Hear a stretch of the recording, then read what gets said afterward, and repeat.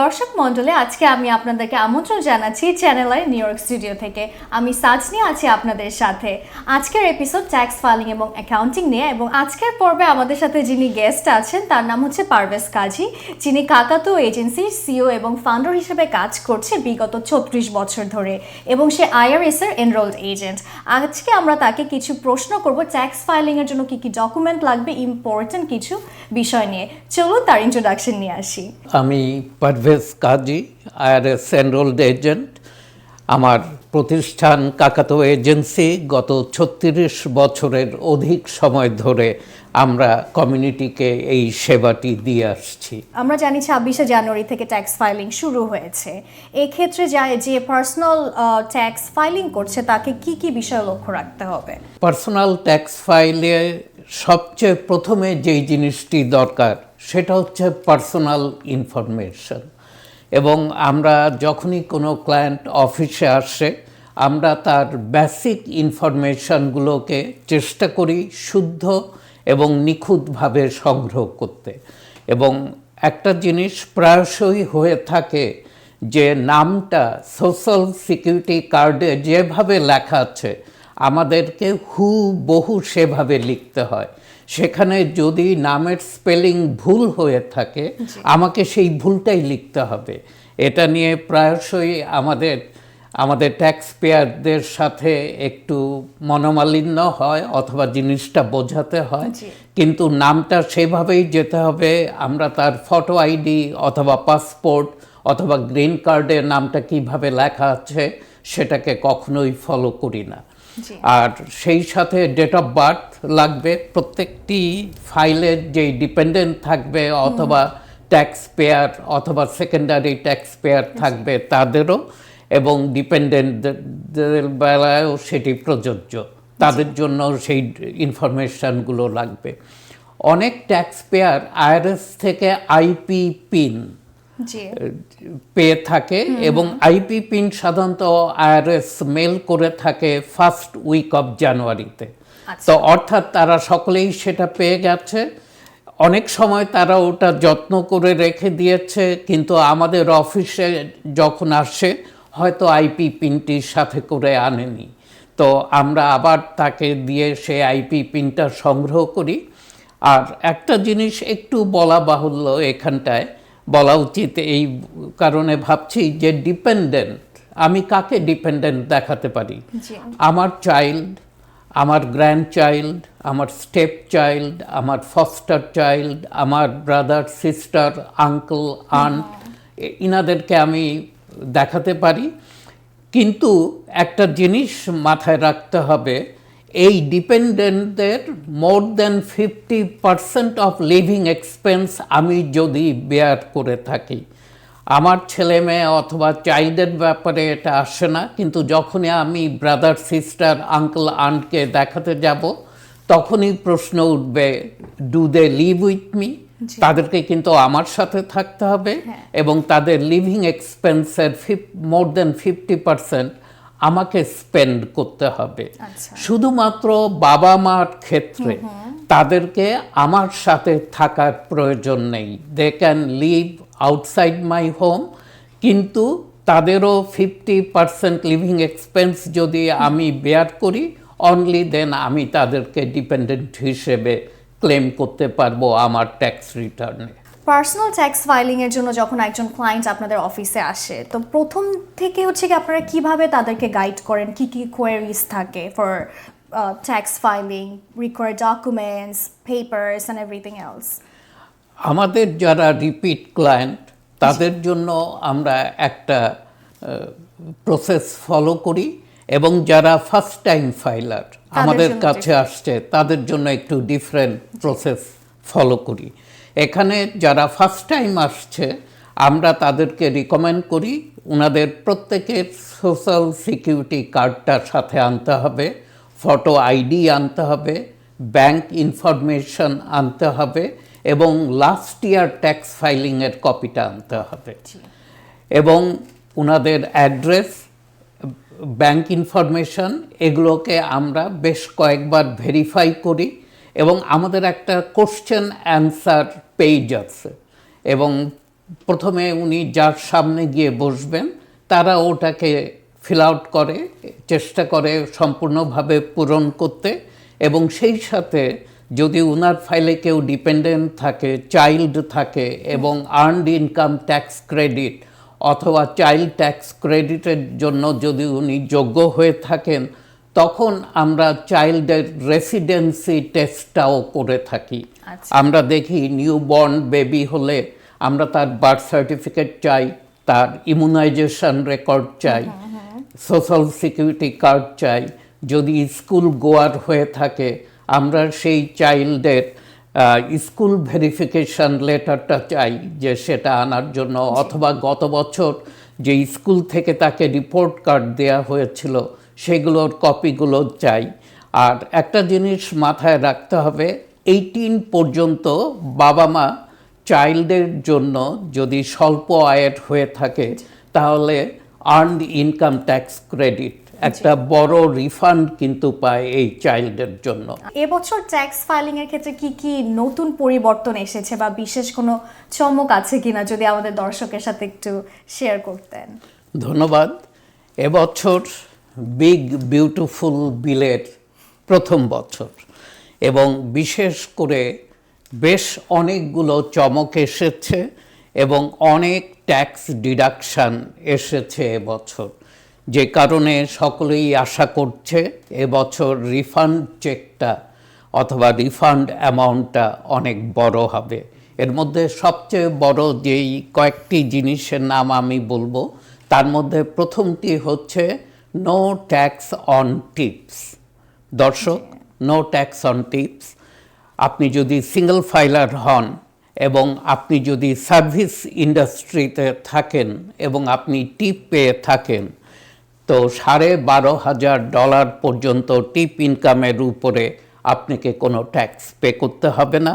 আর আপনি যদি joint filer হন তাহলে $25,000 ইনকাম পর্যন্ত টিপসের উপরে আপনাকে কোনো ট্যাক্স পে করতে হবে না। আরেকটা ছাড় হচ্ছে নো ট্যাক্স অন ওভারটাইম। তাদেরকে 12,500 সিঙ্গল এবং ম্যারিড ফাইলিং জয়েন্ট 25,000 পর্যন্ত ইনকামের উপরে কোনো ট্যাক্স পে করতে হবে না। আপনার কি মনে হয় যে এবছরের যে tax refund, average tax refund কত হতে পারে compare to last year or previous years? ধন্যবাদ এই প্রশ্নটির জন্য। এবছর আমরা এক্সপেক্ট করতেছি যে মানে সবচেয়ে বড় ট্যাক্স রিফান্ডের বছর হবে এ যাবৎকালে, স্পেশালি সিনিয়র সিটিজেনদের জন্য।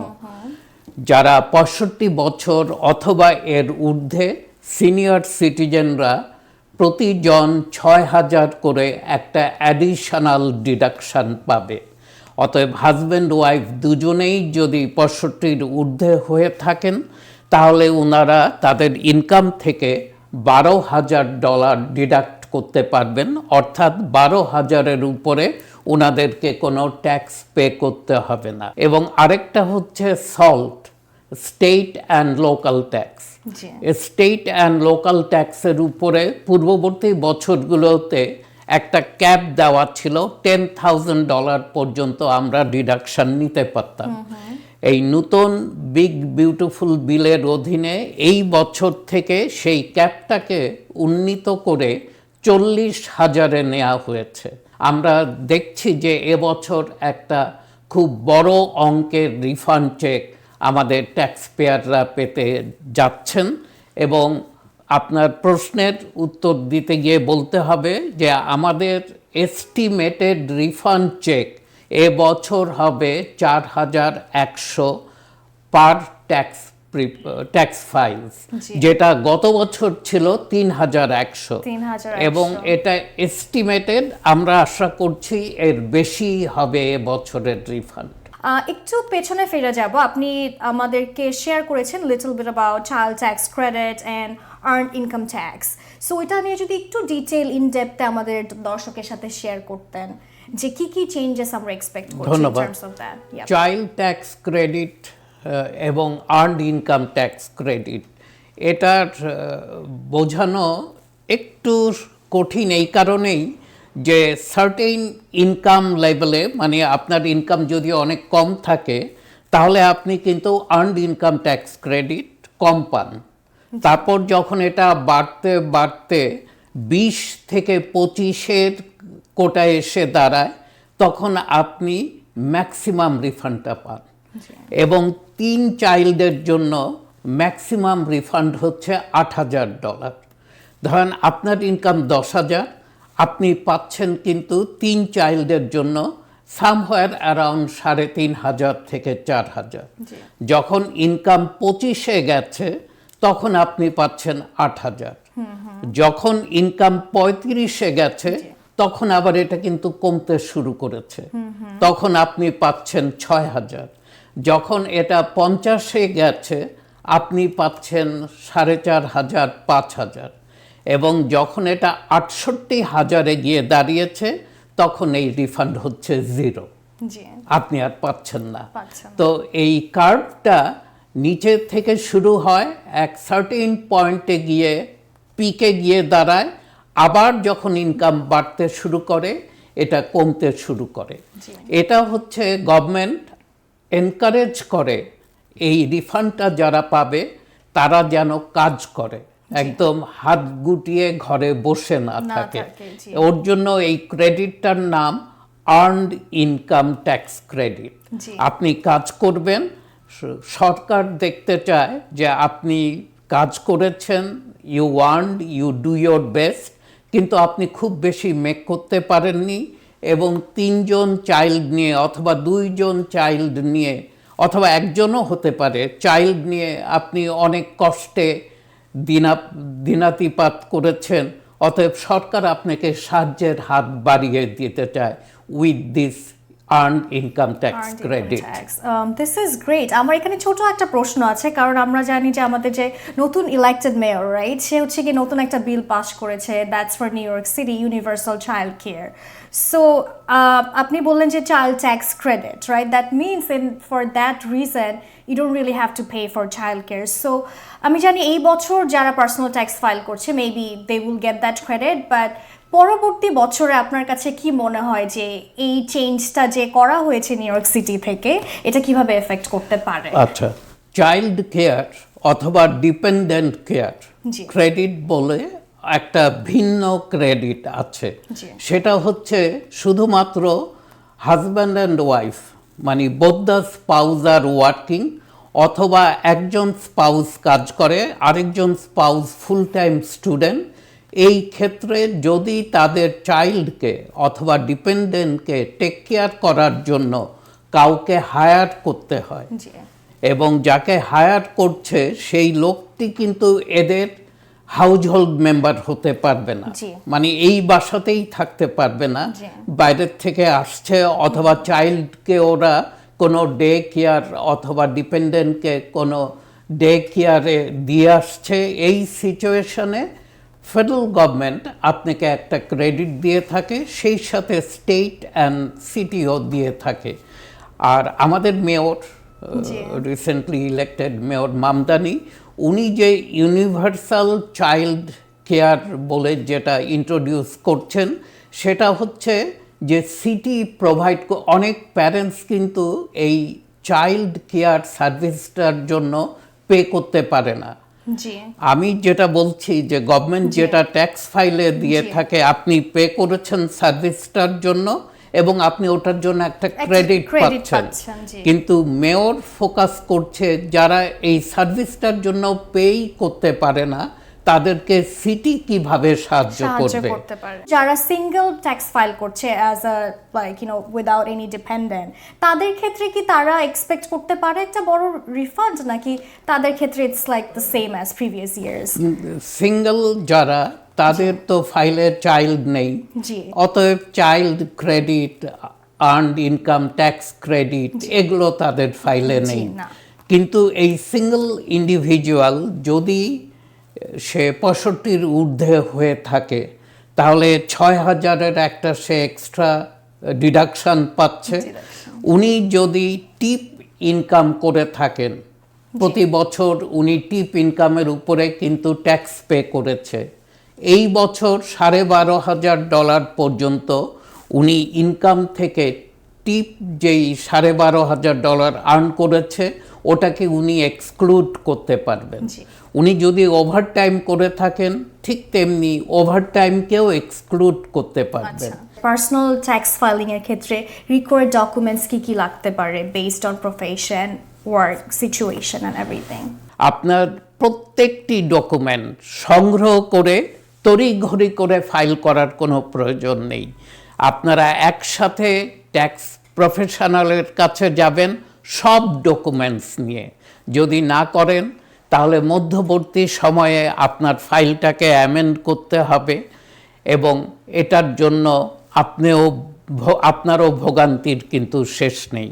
তো এই ভোগান্তিটা যেন না ঘটে, আর প্রত্যেকটি ডকুমেন্ট আপনার সব কিছু এনি চেঞ্জেস আপনি কিন্তু ট্যাক্স প্রফেশনালের অফিসে গিয়ে প্রথমেই বলে নেবেন। আপনার অ্যাড্রেস চেঞ্জ হয়েছে, বলুন তাকে। আপনার নাম চেঞ্জ হয়েছে, ওনাকে সেটা জানতে দিন। সোশ্যাল সিকিউরিটি অফিস থেকে আপনার নতুন নামের কার্ড আসতে হবে, সেটা এসেছে কিনা। আপনার ব্যাংক অ্যাকাউন্ট ইনফরমেশন চেঞ্জ হতে পারে, সেটাও ওনাকে জানান। আপনার আইপি পিন প্রতি বছর নতুন 6 ডিজিট আইপি পিন পান আপনারা গত বছরের আইপি পিন নিয়ে যদি আসেন তাহলে কিন্তু আপনার ফাইল ইলেকট্রনিক্যালি সাবমিট করা যাবে না।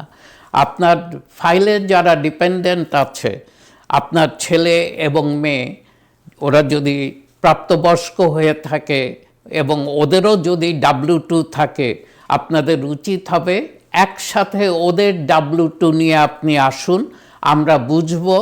তাদের তো আলাদা ফাইল করতেই হবে, সেই সাথে তারা আপনার ফাইলে ডিপেন্ডেন্ট থাকতে পারবে কি পারবে না।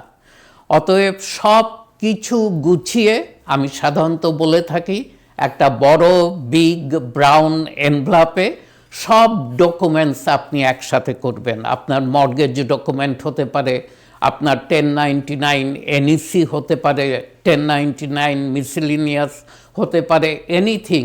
এবং যারা স্টকস অ্যান্ড বন্ডসে ইনভেস্ট করেন, আপনাদের ব্রোকারেজ অ্যাকাউন্ট আছে, আপনাদের কিন্তু 15ই ফেব্রুয়ারি পর্যন্ত অপেক্ষা করতে হবে, যেহেতু 1099B ফর্মটা মেইল হয় 15 ফেব্রুয়ারির আগে। আপনার যে agency Kakatua agency, it's been here for more than 36 years. So আমাদের দর্শকের সাথে যদি আপনি একটু শেয়ার করতেন যে আপনার এজেন্সির থ্রুতে যদি কেউ ট্যাক্স ফাইলিং করে তারা কি কি বেনিফিট পেতে পারে।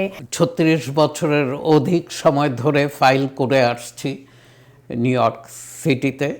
আমাদের কাছে যখন আপনারা আসবেন ইয়ার লং সার্ভিস, এবং অনেক বাঙালি আজকাল নিত্য নতুন এন্টারপ্রেনার হিসেবে কাজ করছে, তারা বিজনেস ফরমেশন করতে চায়, বিজনেস ফাইলিংগুলো সম্পর্কে সম্যক জানতে চায়।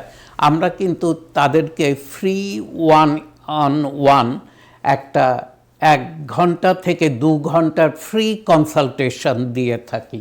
Free consultation, that's great. কোন এন্টিটি আপনার জন্য প্রযোজ্য হবে, কোন এন্টিটির মাধ্যমে আপনি যদি আপনার বিজনেসকে শুরু করেন সেটা আপনার জন্য সঠিক হবে। এবং সেই সাথে আমরা ইন্ডিভিজুয়াল ট্যাক্স ফাইলেও প্রত্যেকটা ফাইলকে আমরা অত্যন্ত গুরুত্ব সহকারে নিখুঁত করার চেষ্টা করি। প্রত্যেকটা ফাইল আমি বলে থাকি যে আমার টেবিল হয়ে যায়। দর্শক মণ্ডলী, আমরা অনুষ্ঠানের শেষ পর্যায়ে চলে এসেছি। আপনি যদি আমাদের দর্শকের সাথে কিছু শেয়ার করতে চান প্লিজ। ধন্যবাদ। ট্যাক্স প্রিপারেশন এটা কিন্তু অত্যন্ত গুরুত্বপূর্ণ একটা জিনিস। এখানে আমরা খুব লুজ টার্মে বলে থাকি যে আপনি সব থেকে ছাড় পেতে পারেন, IRS থেকে না। অতএব ফাইলিংটা যেন সূক্ষ্ম, সুন্দর, নিখুঁত হয় সেদিকে আপনারা যত্নবান হবেন। তড়িঘড়ি করে ফাইল করবেন না, দরকার হলে একটু সময় নিন। এবং 15ই এপ্রিল পর্যন্ত আপনাদের সময় আছে। আপনারা সুন্দর এবং এমন একটি প্রতিষ্ঠানে যান যাদেরকে আপনারা আস্থা রাখতে পারেন যাদের উপর। দর্শক মণ্ডলী, কাকাতুয়া এজেন্সি ট্যাক্স এবং অ্যাকাউন্টিং পর্ব থেকে আজকের মতন বিদায় নিচ্ছি। ধন্যবাদ আমাদের সাথে থাকার জন্য।